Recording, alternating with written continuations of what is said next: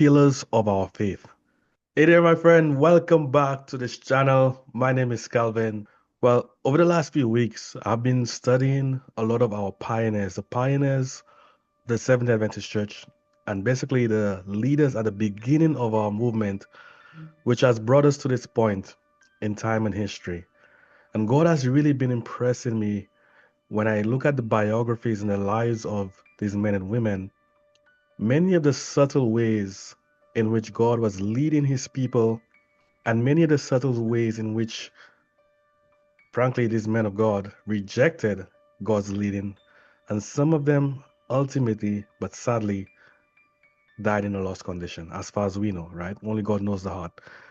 But it really impressed upon me that we need to be taking heed to God's counsel in every particular, even in the small things. The small things start small but become larger and larger, and they become big things. Of these Pillars of Our Faith series, where I've been studying and looking into the lives of our leaders, because there are important lessons that God has taught them that we can learn from. And this is the same thing with the Bible. The Bible is a story of God's leading in the lives of men, right? Think of Abraham, Isaac, Jacob, Moses, or you name it. But we see God's power in victories, but we also see man's failure in not overcoming as well. So we see both sides of the coin. And our church history is also filled with similar stories. So over the next few weeks, we'll be showing and presenting these biographies of our leaders. And you will be blessed when you study, when you listen to these stories and you see the subtle ways in which God leads. You may recognize the voice of God in your life as well. So I pray that you're blessed today. And it's now time to begin with our next pioneer. And the one we're going to be looking at now is number 21 on our 27 pioneer timeline chart. J. in Loughborough, John Norton Loughborough. We have a J in Andrews and a J in Loughborough, so it's a little bit, sometimes you don't watch it, you can slip on these. Both of them are Johns, but the middle names are different. J. in Loughborough, you will find him in volume 6, number 4 of Lest We Forget. The lead article is entitled Faithful Eyewitness, and the article that deals with his timeline is entitled J. in Loughborough, How a Dream Changed His Life. The timeline and things are there in the issue, as well as a lot more information, more than what we'll be able to touch on our brief overview today. His picture is here, the last in the collection of the ones that we have here today. Don't know exactly his age at that time, but a kindly face, I would say. 1832, January 26, he was born. Victor, New York. Victor is southwest of Rochester, so a lot of these people are coming from the same place there in at least either origins or a lot of their lives were spent in that part of New York. A lot of work there in central New York. Age 7, 1839, his father, a local Methodist Episcopal preacher, dies of typhoid fever. So again, these typhoid fevers were deadly, often. Age of 7, he becomes fatherless. And he then, at some point, between then and 4 years later, 1843, when he was 11, he went to live with his godly grandfather. So this sort of repeats another story we heard, a boy growing up with a grandfather. But this one is not a tavern keeper. This one's also a Methodist Episcopal preacher. And this grandfather always had morning and evening worship. The Lord knows where we come from. And he knows where George Amidon came from. And he knows where John Loughborough came from. And he understands perhaps the influences of some of these early things. Even though Amidon, as we read earlier, didn't partake of the alcohol, he did not have this godly influence of a praying grandfather, morning and evening worship. You have to understand it. The Lord understands all of that. And John Loughborough often heard his grandfather praying for him. How does that affect a young person? We can't really fully imagine. The family responded, Loughborough family responded to the Advent message being preached by James Barrie and the family was disfellowshipped because of their Advent belief from the Methodist Episcopal Church. The next year, Loughborough's 12 years of age, 1844, and the disappointment occurs. He recounts that he was out chopping wood, which tells you the Advent believers were not all just leaving their earthly pursuits and looking for, the coming of Christ. Because why would you be chopping wood in October in New England? You're getting ready for winter. Why would you be getting ready for winter if Christ is coming? Because you're going to leave this earth, So anyway, I've tried to put that together in my mind after I read the story and pondered the implications of what that meant. But anyway, we know God's people are at different levels of understanding and commitment even. 1847, 3 years later, age 15, he was apprenticed in the carriage-making business with his brother for 7 months. Short-term apprenticeship. The next year, age 16, May of 1848, he becomes converted. By that I mean he actually gives his life to Christ. He decides the world, I'm not going to live for the world. He's old enough to make that decision now. And he works as an apprentice in a blacksmith shop to learn carriage ironing. That means putting ironwork on carriages and such, while he's studying the scriptures the rest of the time. So he's converted, he's got a job, learning how to work, and he's spending his free time studying the scriptures. Age 16. Next year, but before his birthday, he's still 16, 1849, January the 2nd, he begins preaching. This is his first discourse. 16 years of age, and he's starting to preach. He's understand it, he's an Adventist, right? Believer in the Advent. He's preaching the message about Christ coming after the disappointment. His first discourse, the record is, it was to a full house. The second discourse, this was in a church. Second discourse, the preacher got up at the end and said, this is the last of the meetings. We're going to have a singing school that's starting tomorrow night here. And somebody else jumped up, realizing what was happening, and he said, these meetings will continue in a schoolhouse. Because obviously the minister decided he wanted no more of this Advent message. And he invented an excuse, which was that we're going to start a singing school. And the crowd moved with him to the schoolhouse. And he had a total of 7 lectures, apparently, there in that series. Again, he seemed to be effective, even at that young age, of holding people and explaining things. He also painted houses during these early years and sold patent sash locks, something back then that they obviously needed for their sashes, to support himself. And he preached on Sundays whenever the openings occurred. So you can see it's a part-time preacher. Whenever there's an invitation, he went and supported himself by these ventures. 2 years later, calendar years, 1851, he's 19 years old. He marries Mary Walker. The next year, age 20, some of his church members that he's been working with become interested in the sanctuary question. Now, in the light of the history, why would some believers who obviously he's teaching the Advent message to become interested in the sanctuary? This is 8 years after the passing of time. It's clear that they get wind. They come to understand the history of the Advent movement, which has been going on for some years now, and they learn about the disappointment, and they start to learn that some people explain the disappointment based on this sanctuary message. And not only that, this is 3 years after James White has started publishing periodicals on present truth, which explains this and gets it out there, right? Not just one article by Crozier in Daystar or Daydawn, right? Here's a series of periodicals coming out. So you can see why this is filtering out there. And so some of his own members are interested in that, and it interests him. But when some of them begin keeping the Sabbath, Seventh-day Sabbath, which obviously went along with the sanctuary, right? In many ways, he becomes concerned. because he thinks that is not biblical. Oh no, he's a first-day Adventist. He hasn't even encountered the Sabbath at this point. We tend to think of these people as always Seventh-day Adventists, but he was Methodist Episcopal who accepted the message of the second coming of Christ, was disfellowshipped from the Methodist Church, but kept their Adventist beliefs, obviously still Christian,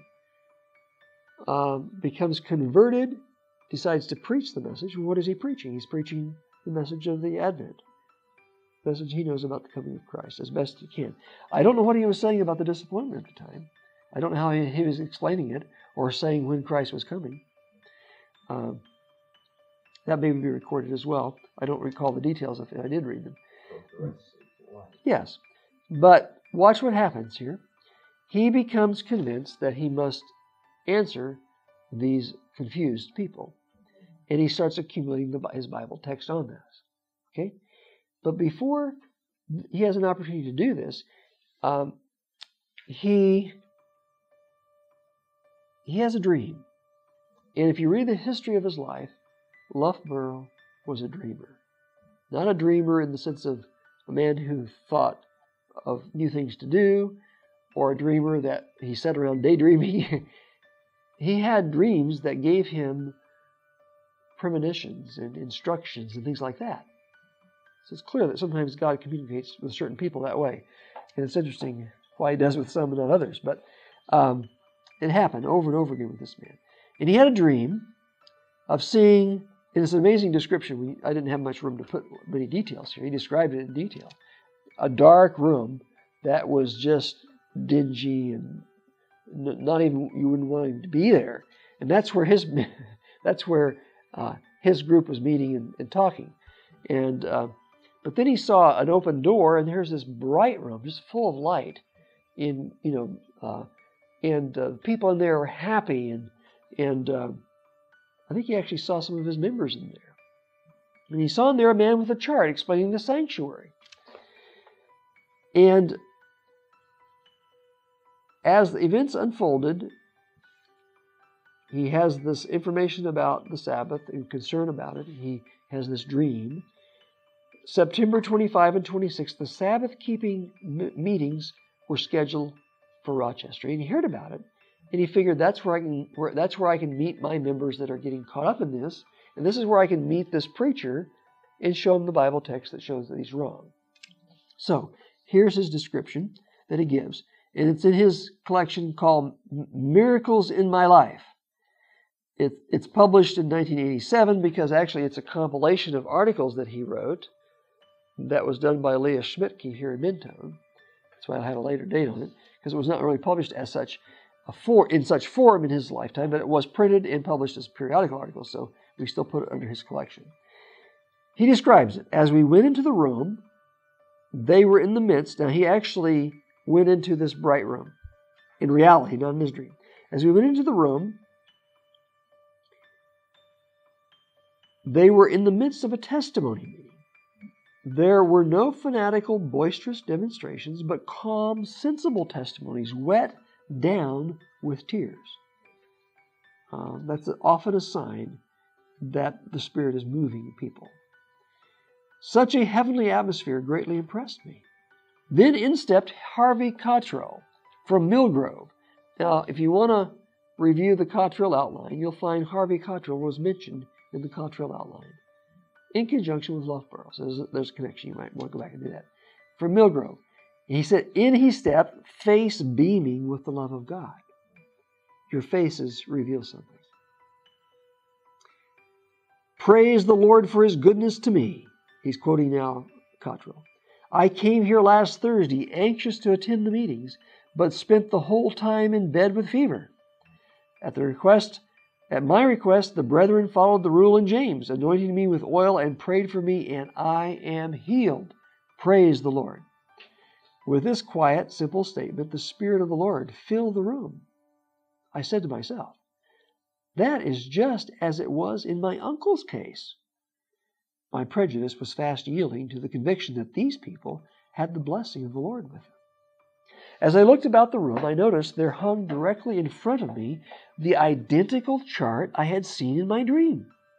And as Elder Jan Andrews arose to speak, I recognized him too. He began, "The time announced for the preaching service has come. I had prepared to speak on a certain subject, but during the social meeting," now what's the social meeting? Right, that's what they call the testimony. He earlier called it a testimony meeting, but many times it's called a social meeting. So anytime you see that in the early descriptions of these meetings, Ellen White talked about it in the years around Minneapolis. Social meeting. Pardon? Testimony meeting. They're telling their own experiences and how the Lord's working in their life and their conviction that they've come under. That's social meeting. And actually, she says that's when people should do talking among each other. Anyway, that's another topic. But she says after church, they should go quietly to their homes. Social meeting is the time for this other sharing thing. But anyway, it's interesting to see how they use these words. But during the social meeting, Jan Andrews is saying, my mind turned to another topic, another subject. It may be the Lord's will for me to speak on the texts which are supposed to teach that the Ten Commandments on the texts that are supposed to teach that the Ten Commandments were abolished at the cross. Elder Andrews did not know who I was. No one had said a word to him since I came in.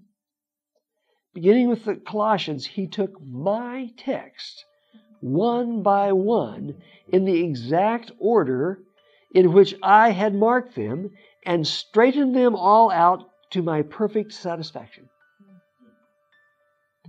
In examining Colossians, he explained that there are two laws. The moral law of the Ten Commandments is eternal, whereas the law of ceremonies pointing to Christ and ceased at the cross. A solemn impression of the Spirit of God came with his presentation. I said to myself, this is the most consistent of anything I have ever heard on the law question. It will settle the whole thing for me, and it did. In later presentations, Elder Andrews covered the subjects of the two-horned beast, the sanctuary and its cleansing, and the three angels' messages. He took pains to make every point clear. Almost daily he visited and prayed with us. So it's not just upfront preaching, teaching. It's one-on-one, visiting and praying, processing. Very important. Very important. A true pastor does that. He doesn't know what really to preach about unless he does that. Unless the Holy Spirit's giving him dreams or whatever, impressions. Because he finds out in the visiting with the people what the needs really are too. The Rochester Company did much praying also for the interested ones. It was not simply the bare argument in favor of the truth that so deeply moved us, as the evident presence of the Spirit which accompanied the presentation of those truths and broke the fallow ground in our hearts. I could not keep away from the meetings, nor resist the powerful arguments presented. Miracles of My Life, page 19. It does something to you to read these stories, does it not? Sure thing. Yes, this book is on the CD-ROM. These are the references from the CD-ROM that I have here at the end of the paragraphs. 4 years later, 1856, he's 24 years old. He becomes discouraged regarding how to support himself. Obviously, he continued preaching, but now the full message. And he ends up in Waukon, Iowa, of all places, with Jan Andrews and the others. And as we said before, talking about Andrews, James and Ellen White show up in the middle of winter. And the story is fascinating to read. But Ellen White says to him, specifically, and to Loughborough, "What doest thou here, Elijah?" And he tells her what he's doing there, wondering why she's saying Elijah.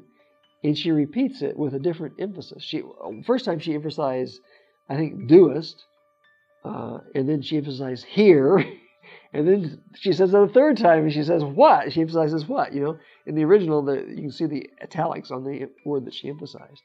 And he begins to be humbled in the dust that he's like Elijah, who's running from the Lord, And he's called back to preach. 1858, age of 26, we're 2 years later now, his daughter Teresa is born, but she dies 2 years later. 1864, age of 32, his son Delmar is born. 3 years later, 1867, June 24th, at the age of 35, Mary, his wife, dies after childbirth with twins, and one of the twins does not survive. The one that does survive, they name Mary after her. 1868, age of 36, he had dreams. And if you read his story, these were multiple dreams. He had dreams of being in California. Dreams of being in California. And he felt impressed that he should go to the General Conference that year, ready to go to California. And another man by the name of Bordeaux and his wife came there with the same impression. At least the impression to sell everything and be ready to go where God wants him to go. It's a fascinating story because as the meetings went forward, the needs of California arose because they were getting reports of people, believers, Adventists. By the way, this is 1868. This is almost 20 years after the gold rush. The big movement to California is drawing even Adventists, right? And the lay people that went out there are sharing their faith. Sharing their faith. And they're saying, send someone out here. There's interest here, you know. And James White, if you read the story of the GC session, does anybody have a burden to go to California? And they share. Loughborough says, I've had these dreams. And Bordeaux said, we've been impressed to be prepared to go where somewhere the Lord wants. And so what do they say? They say, would you pray about it? And we will pray about it. And they entered into prayer over days to see if this impression is really from the Lord. They don't just jump at it. And it's amazing to read how they went through that process and finally were convicted. This is of the Lord. And so, that year, he is sent with Bordeaux and his wife to California. And from Battle Creek, they head east. Now, do I seem to be confused geographically? Why would you go east to California from Battle Creek? There's only two ways to California in those days. One is 3 months by ox cart. And if you take off from Battle Creek, you don't go east, you go west, right? The other way to California is by boat most of the way. And the closest boat for California is not west, but east. And so they take the train to New York. And they buy a tent in New York, and Loughborough gets a wife in New York. He marries Maggie Newman. And never have figured out how he found how he got these wives, but anyway, they marry there, and Bordeaux marries them. They get on the boat, and they head south down the coast through the Caribbean to the Isthmus of Panama. And they get off the boat, get on a train. Canal's not there yet. Get on a train, go across the isthmus. Get off the train, get on another boat, and take it up the west coast, Pacific Ocean, to San Francisco. And somehow, maybe by Pony Express, I figure, news of their arrival precedes them. There's a newspaper that has come from New York, because when they left New York, the New York papers felt it newsworthy to write an article. 2 preachers going to California with a tent. And when that story is read in California, in the Bay Area, there's a man who has a dream of 2 preachers coming to San Francisco and starting fires. And other preachers trying to put out the fires, and the more they tried to put them out, the more they spread. And I think the dream was actually before the newspaper article was read. And when the newspaper came, he went down to San Francisco to find these men. And when he got there, it was the very day they had arrived, and he met the man who had taken them from the boat to the house they were going to stay in. Talk about providences. And so the very day Loughborough gets there, somebody knocking at the door saying, I've had dreams about your coming. Come to Petaluma and preach the message. Anyway, fascinating story. More details than we have time to have on this paper and tell all about it. But 1868, the message comes to California by official workers. Okay? Bordeaux. 1872, 4 years later, after evangelistic meeting, usually going north there, Petaluma, Windsor, Healdsburg, Santa Rosa, that area up through there, right where 101 goes now north out of San Francisco. All those towns you go right through. Miracles occurring too. There was an interruption of the meetings. There was a smallpox epidemic. And because some of them were medically trained, they stopped the meetings and just started ministering to people. Okay? Medical missionary work in those early years. 4 years later, actually 1 year after they get here, 1869, the railroad connects. Promontory Junction, Utah. They drive in the Gold Spike. And all of a sudden, what took 3 months by ox cart or 1 month by boat now takes 1 week by train. Boy, the place opens up, right? And within a few years, guess who arrives? While they're living in Santa Rosa, Loughborough and his wife, James and Ellen White, come and visit them. Their first trip to California, obviously not their last, as we studied their lives. 1875, age of 43, his second wife, Maggie, dies from tuberculosis, March 24. She had cared for a patient who had TB in her home, and she contracted it. Later that year, John marries Anna M. Driscoll, who was Secretary-Treasurer of the Pacific Press. Move on to 1878. At the age of 46, he and his wife were called to work in England. They planned to go on a certain ship. You can read the details of this story. Names of the ships and everything are given. And the captain denied them passage. Captain always has final word, what goes on his ship and what happens. And I don't understand fully why he denied them passage. He denied them passage, so they had to find another boat to go on. The boat that they were denied passage on was lost at sea, never heard of again. And so they safely got to England, and that was the year, too, that he first gets word from Ellen White that he needs to give his faithful witness of God's leading in the past history of the movement. So this is 1878. It's only 34 years after the passing of the time. Only how many years after he accepted the message? 26 years. Okay? But he's been in the message longer than he was old when he accepted it. So more than half of his life has been in the message. And he's already being told, you must give a faithful witness of God's leading in the past history. And here's how he describes it. We have it in our book, The Great Second Advent Movement. As I recall, this is in the Appendix A that was added to his 1905 edition. We did put 1905 on the book, but it's actually the 1992 edition, which has some additional material that was never published until we did this. His 1918 document, which is where he tells his history. At that time, he says, I received these words in a testimony from Sister White. You have an experience valuable to the cause of God. It must be made to tell for its full value. One thing I failed to say in those early years, after he accepted the message, not only did he end up in Waukon, Iowa, but he traveled extensively with James and Ellen White. In holding meetings, he saw Ellen White in having vision multiple times, 40 or 50 times he saw her in vision. And he saw what he felt was uncontrovertible evidence that number one, this is supernatural, and number two, it's of God. And so, even though he's had his problems and he's had times of discouragement, as we've looked at, she's saying you have an experience valuable to the cause of God. It must be made to tell for its full value.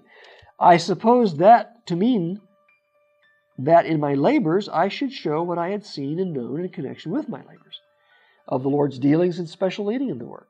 At that time, I had not thought that it meant that I should write out such experiences for publication, but that I should speak of these things in connection with my public labors. Many times as I would pray, have I said, Lord, what is meant by its full value? And when I would ask some of our ministers, what is meant by that expression, its full value? All the answer I could get was, it means just what it says, but gave me no further light as to its full import. So I went on in my preaching, trying to show that the Lord was surely leading in this Advent movement, and had by direct instruction through the gift of prophecy, as I had witnessed often, directed in this work those who would humbly accept his teaching.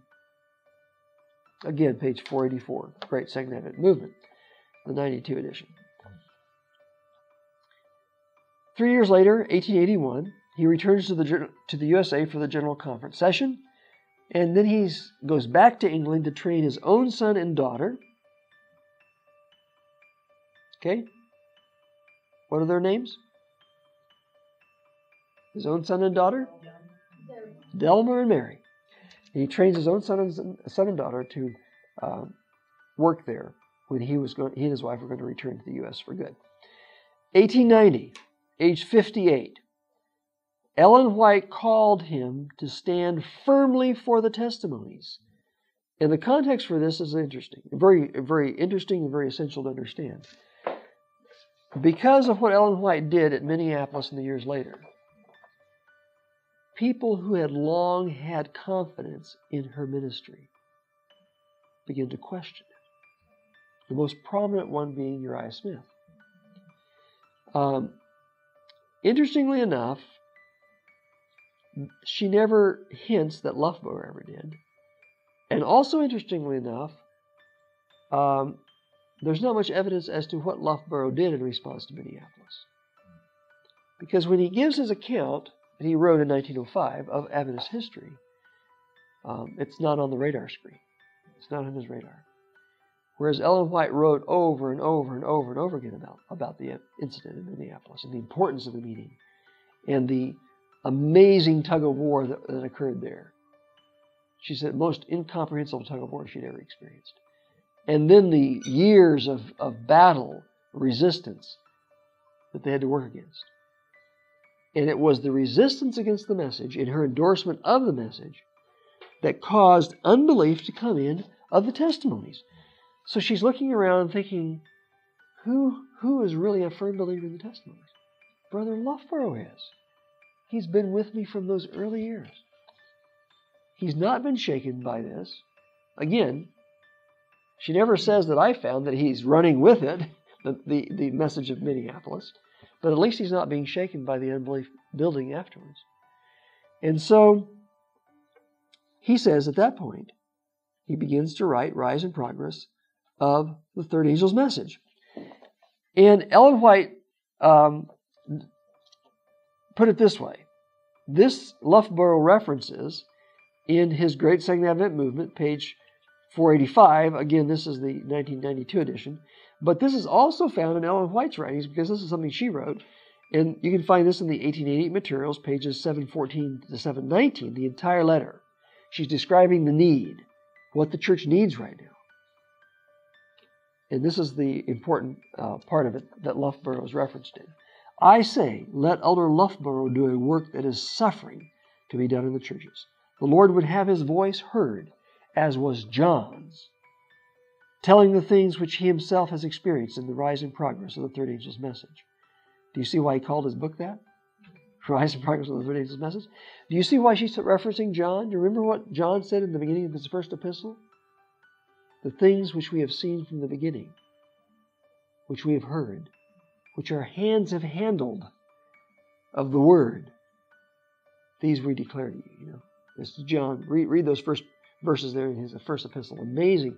He says, John says, I'm speaking to you as someone who was there. I saw Jesus. I touched him. I knew him.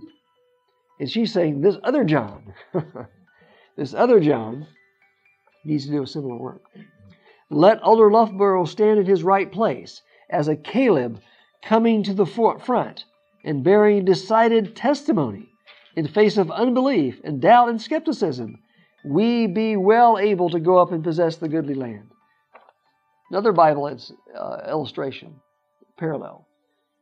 10 spies, unbelief. We're like grasshoppers. We can't go in there. Caleb comes to the forefront and says, "Be quiet. We are well able to go up." Man of faith. Caleb and Joshua, both of these men. Elder Loughborough has a work to do like Caleb. Again, do not fasten Elder Loughborough in a corner anywhere. Do not bind him down to any one conference. Let him go here and there and everywhere, telling what he has seen and known and handled in the rise of the third angel's message. You see this unique calling that this man had at a particularly critical time, and the need was not going to end in 1890s. It was going to build. And I think this is one of the reasons why the Lord prolonged this man's life beyond the lifespan of any of the pioneers. It was because of the value. He knew that even though in his story of 1888 era, it wasn't anything there, his story of 1844 was rock solid. That God was in the message from the beginning, and we must not leave it, even though this unbelief is shaking the very foundations of the movement. And prominent leaders are going out and denying the sanctuary message and taking hospitals away from the denomination. All of this was going on during these years that were coming up. And so, in 2 years' time, 1892, he's 60 years old.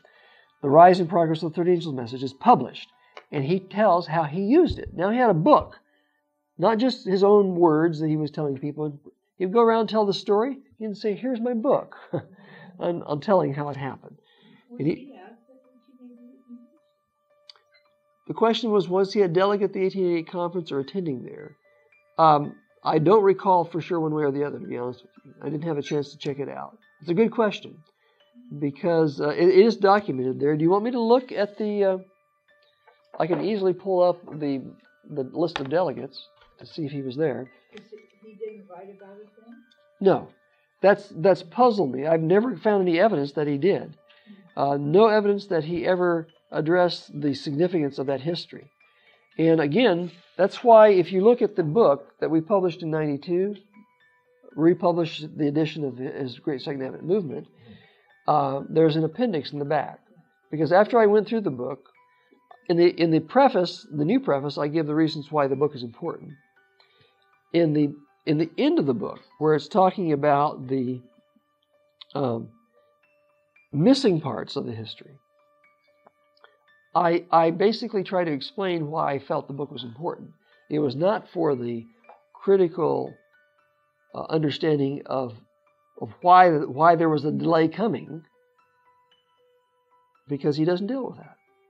He pictures it growing and growing and growing. Everything's good. He talks about the sand burning. He never mentions why the sand burned. Okay?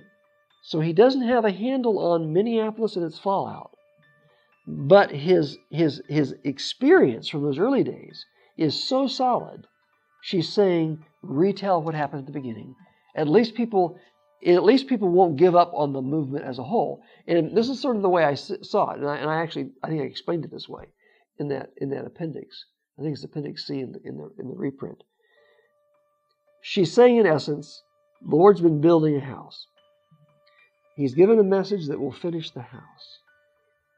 People have rejected that message, so the house can't be finished. But not only can it not be finished, when the message to finish it was rejected, there's such confusion, they're starting to tear up the foundations. And she's saying, wait now, don't tear up the foundations, leave the foundations. Another generation will come and build on the foundations and finish it. And so who does she turn to reaffirm the foundations? Those people that were still alive in the early years. None of which accepted the message that would finish the house in its fullness. I found no evidence for that. And but she called on them, and some of them were actually the ones that were opposing the message in 1888. She called them to give their testimony from the early years. So damage control was what she went into. And the people that she turned to for damage control were some of the ones that were responsible for the damage. Undo what you've caused. Limit the damage that you've caused in that sense. But let's look briefly here, if you want to take a second, to answer that significant question. And that is, was Loughborough a delegate in 1888?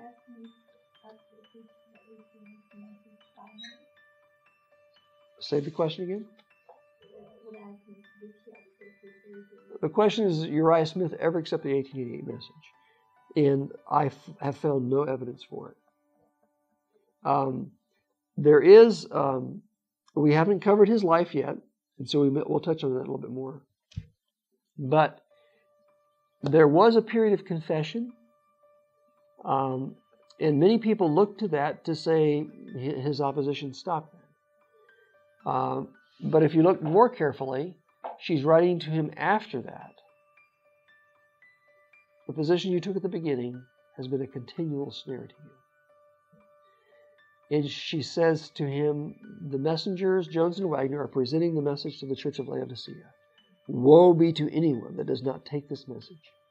And she says to him, I hope that you succeed with the third angel's message. And unfortunately, the evidence is such, and we will specifically mention this when we come to his life, that the year before he dies, he publishes in the Review a series of articles that present the anti-Minneapolis view of Galatians. And they remove him from editorship over that, and he never recovers from it. I'm talking about Smith. Her question was about Uriah Smith and whether he ever accepted the message that came at Minneapolis. And I would say in its fullness, because nothing's all or nothing. You know, we need to speak. Right, that's right. So General Conference bulletins from 88. Let me just look at them quickly and see if Loughborough's name shows up.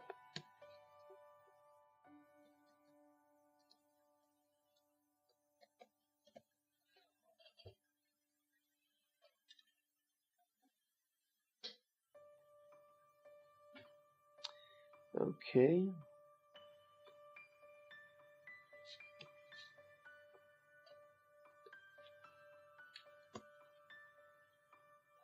No, he was not present.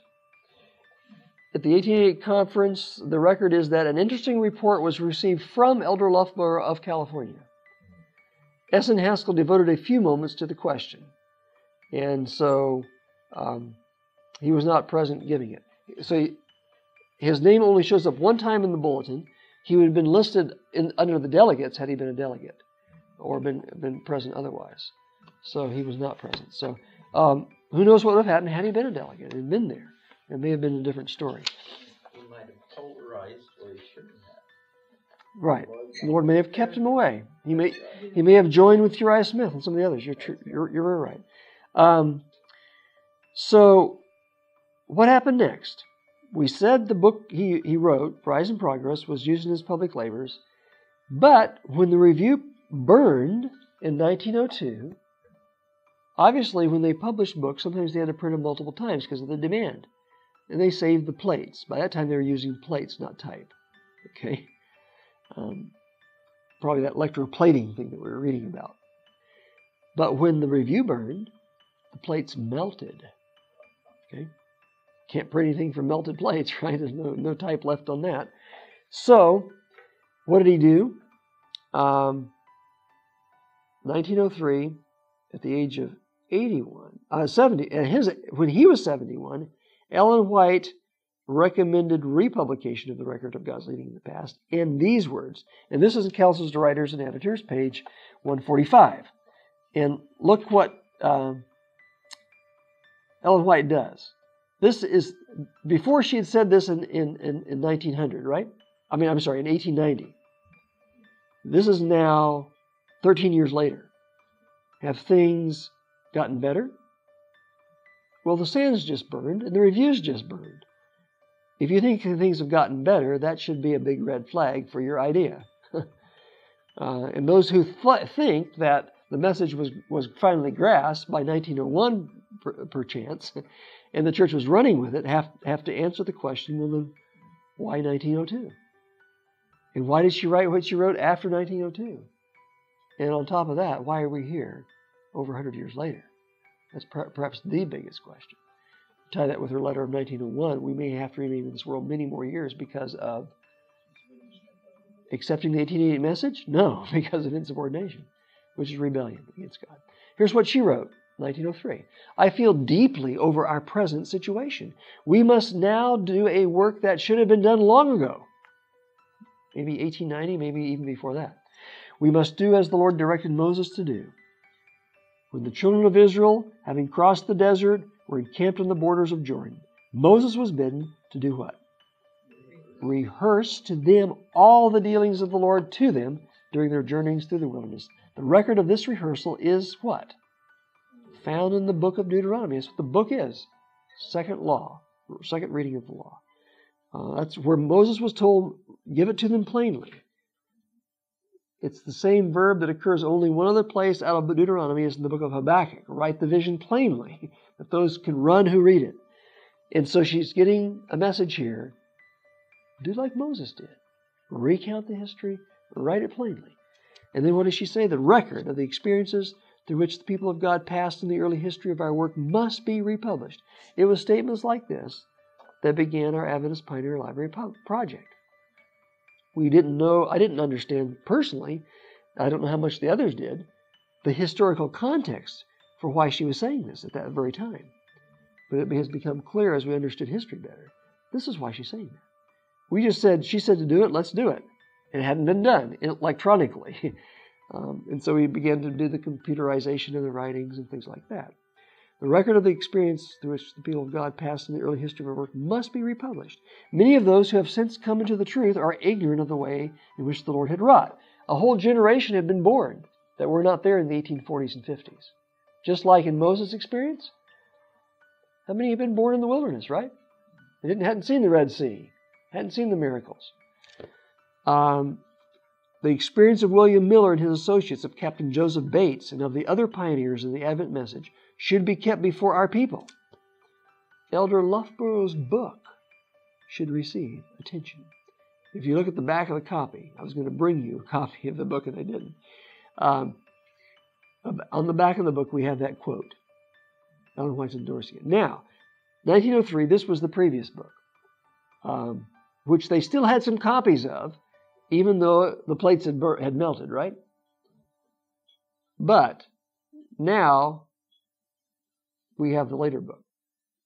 So that's the one that we distribute, because our rule was print the latest book that they did in writing their history.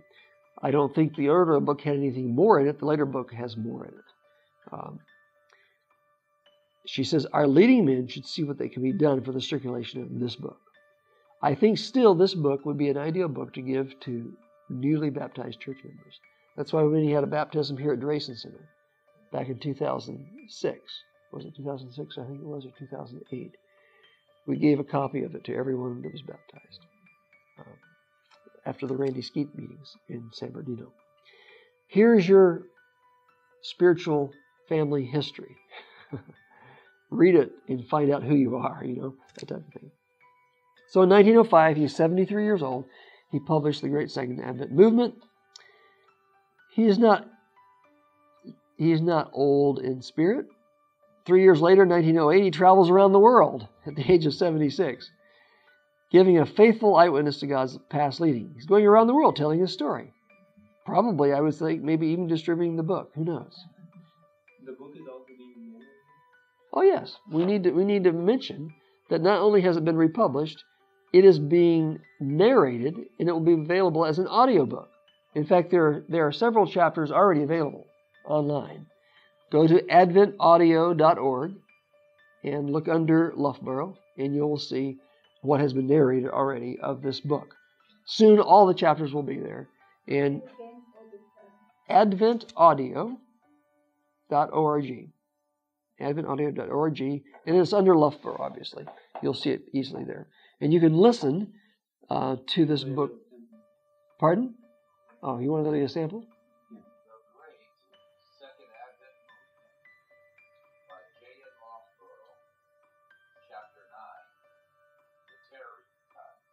You know the book?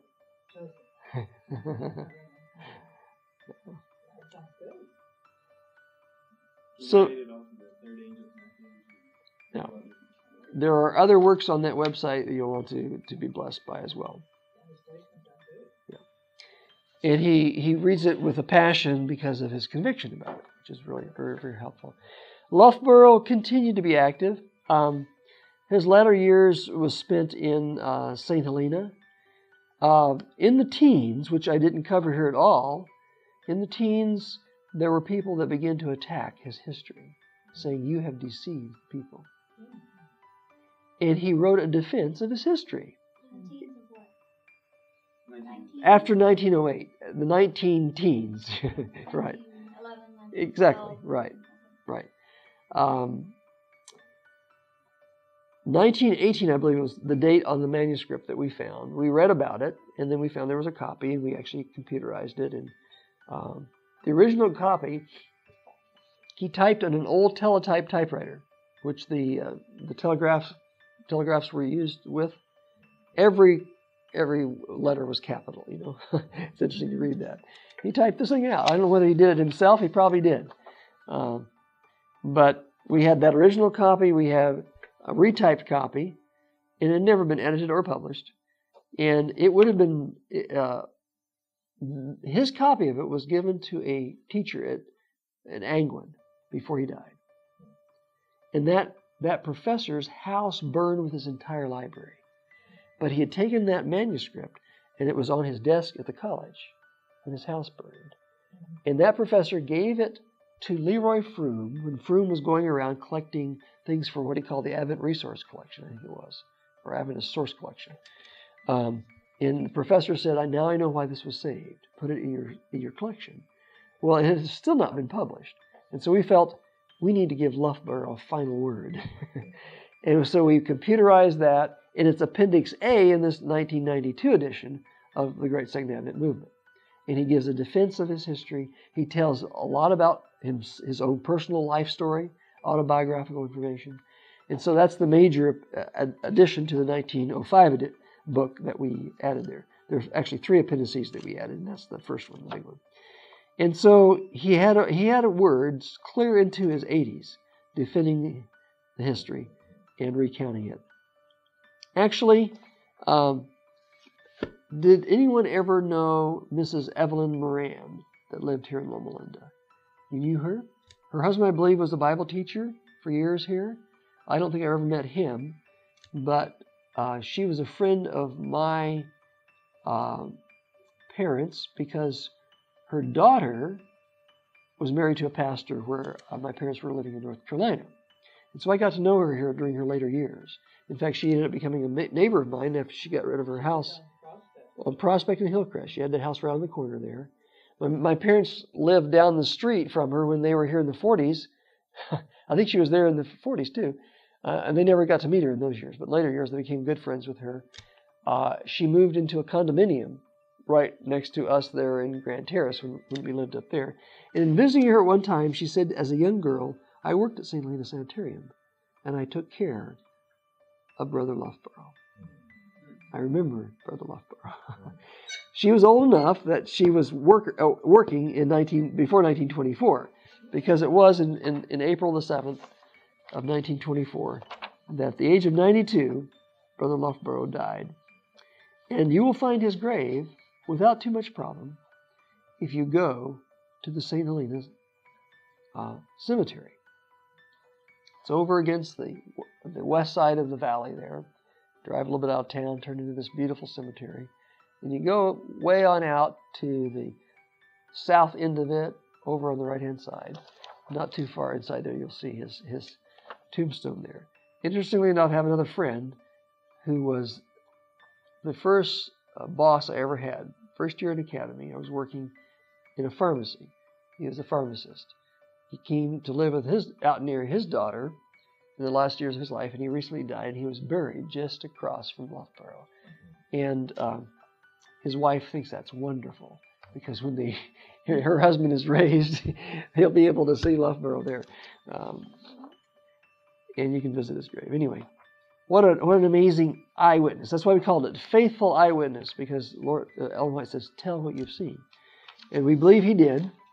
Again, these pioneers are not without their faults. None of us have all of what God needs to finish the work. But that's why we need each other, right? And we can thank God that he was faithful, that he never gave up his confidence in the past. I mean, he had so much evidence. He had much more evidence than most people get. And it would have been an amazing thing for him to give up all that evidence. But he was faithful in keeping it, and also in recounting it in an amazing way that has been a blessing to many through the years, and continues to be a blessing. And this Colinda has this large notebook on him, younger picture of him here as well, of a younger Loughborough. And if you want to, afterwards, you can come up and look at this big notebook with the items that she has in there as well. Let's thank God for John Norton Loughborough.